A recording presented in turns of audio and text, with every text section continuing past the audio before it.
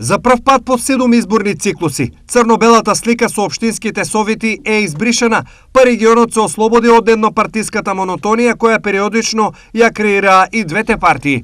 Граѓаните се одлучија за шареноликост, кој веројатно ќе и донесе нов и повисок квалитет во развојот на општините и регионот. Имено, од вчера за прв пат ниту една партија нема апсолутна доминација во регионот, што најверојатно ќе овозможи синхронизиран пристап во општинските интереси од страна на централната власт. Но еве како изгледа распоредот на силите во советите на општините. ВМРО ДПМН освои 77 мандати, СДСМ 65, Левица 4, ЛДП коалицијата со Дом 3 и независни 8. Во Штип мнозинството го има ВМРО ДПМН со 13 освоени мандати наспроти 9 на СДСМ и 1 на Левица. Во Кочани СДСМ и ВМРО ДПМН имаат по 8, а по 1 мандат освоија Левица, ЛДП Дом и независниот Венко Крстевски. Изедначен број мандати ВМРО и СДСМ имаат и во Пробишти по 7 и 1 мандат освои независниот Денис Тодоровски.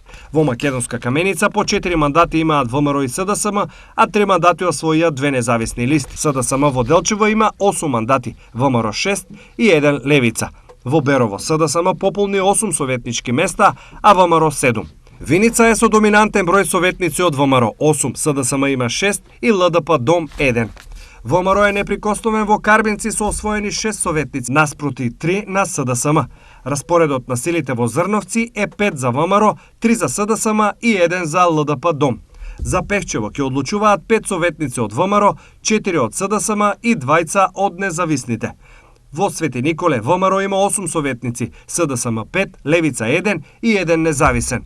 Новото по овој изборен циклус е присуството на Левица во 4 општински совети, но и независна група на гласачи во Кочани. Според соодносот на силите, Левица во овој момент нема одлучувачко влијание, но за разлика од неа, за многу клучни одлуки, исходот во Кочанскиот и Советот на Пробишти ќе зависат од независните Венко Крстевски и Денис Тодоровски.